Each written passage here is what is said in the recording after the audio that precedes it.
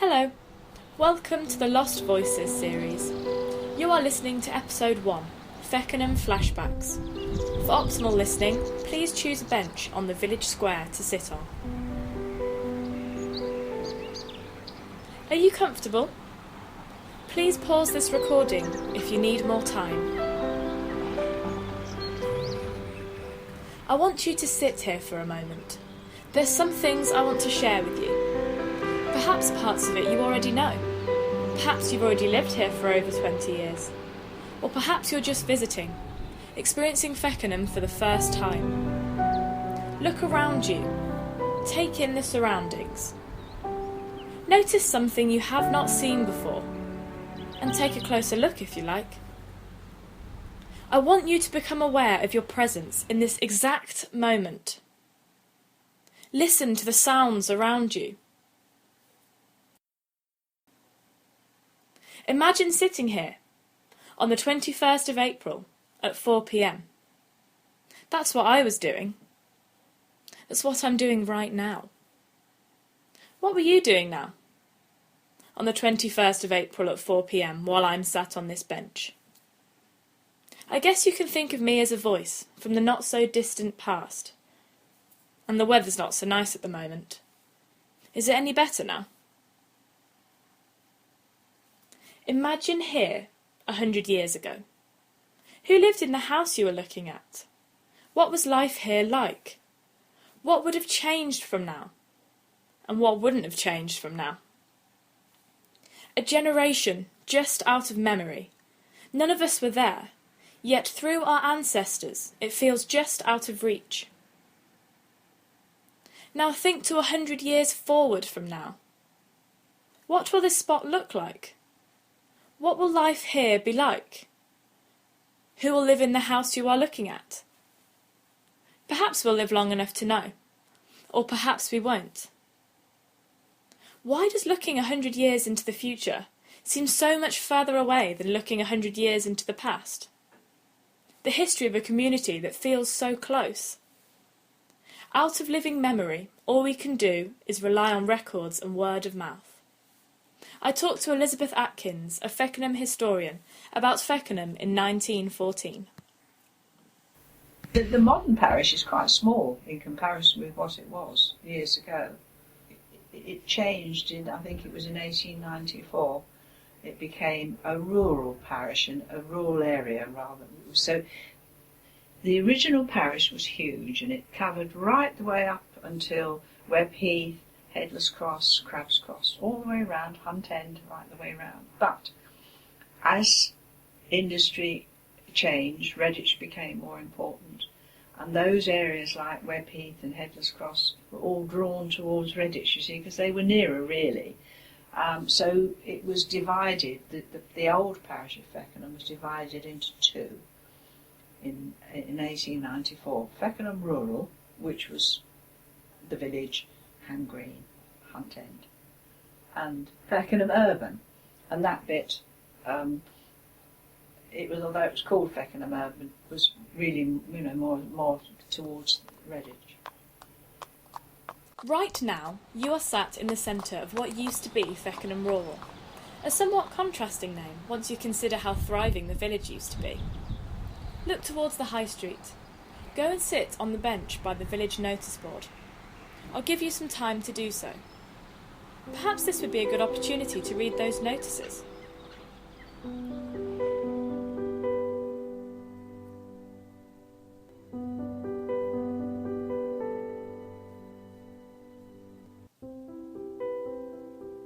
Are you sitting now? Look straight in front of you. Notice the peculiar windows of number 42. A lovely house now, but a centre of industry 100 years ago. This building was home to Feckenham's needle factory, owned by John English & Co., who lived in the house just next door to the right. He was one of the main employers in the village. Imagine the flurry of activity, the hustle and bustle of factory life. Bodies brushing past each other along the corridors, hundreds of needles and fish hooks being manufactured, the two operating mills on the Droitwich Road and Mill Lane. Enid Whitehead, from one of the old mills, kindly told me what she knew about the history of her house on the Droitwich Road. They scoured at Chetley's Mill. Mr Gould owned it and he ran that one as well, in with it. They shared the water, they had it in the morning. The wheel was only there to polish the needles. They were all put in bundles and in drums, and the wheel made enough power to turn and polish them. It didn't, everything else was hand done. So, but they made hooks here.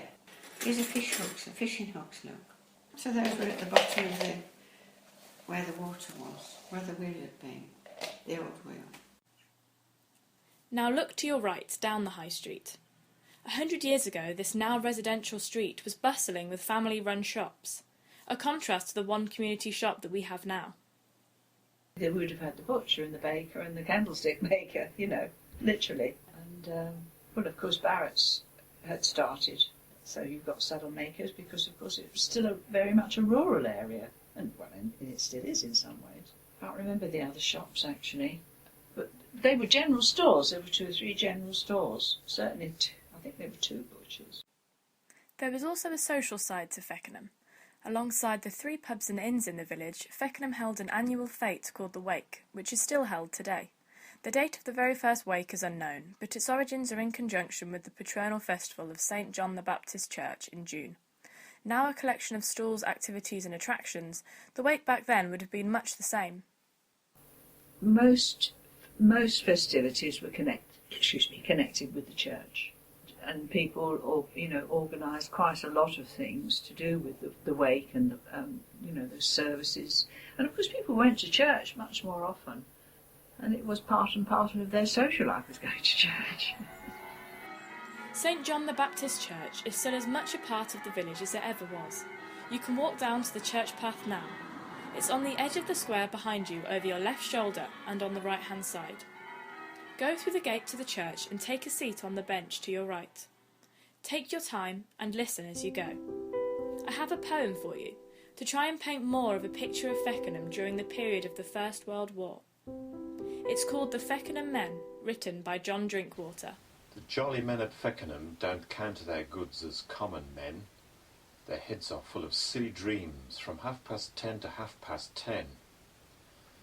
They'll tell you why the stars are bright, and some sheep black, and some sheep white. The jolly men at Feckenham draw wages of the sun and rain, and count as good as golden coin the blossoms on the window pane.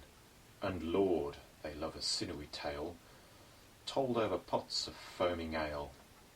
Now here's a tale of Feckenham, told to me by a Feckenham man, who, being only 80 years, ran always when the red fox ran, and looked upon the earth with eyes as quiet as unclouded skies.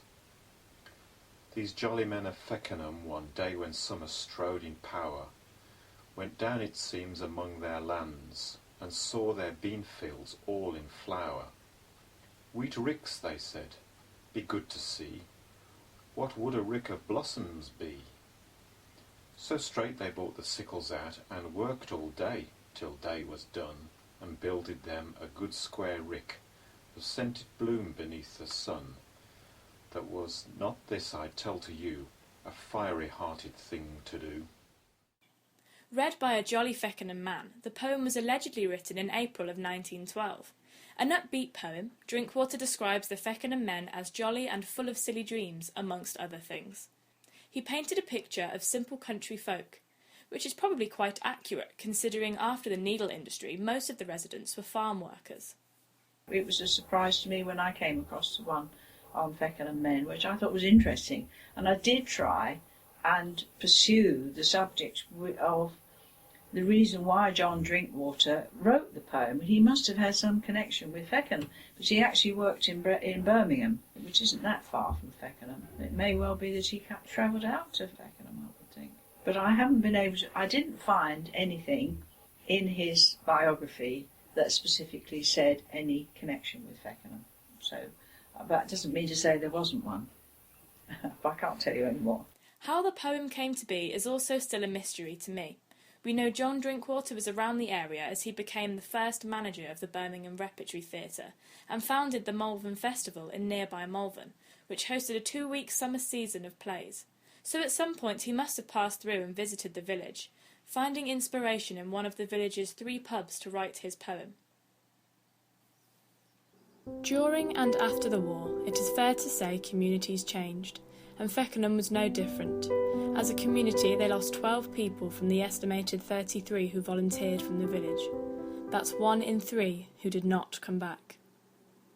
It must have changed the community. You can't, you couldn't have all those people going off to war and not be affected. Then you've got the agricultural side of it, haven't you, where people would have had to, women would have had to have taken on the jobs that the men would have done. On the war memorial to your right are the names of the soldiers who lived in Feckenham and the wider parish, who lost their lives during World War I. And as we come towards the end of our time together, I would like you to collect a red ribbon from the basket next to the bench and go and tie it around one of the poppy crosses placed in the ground by the memorial.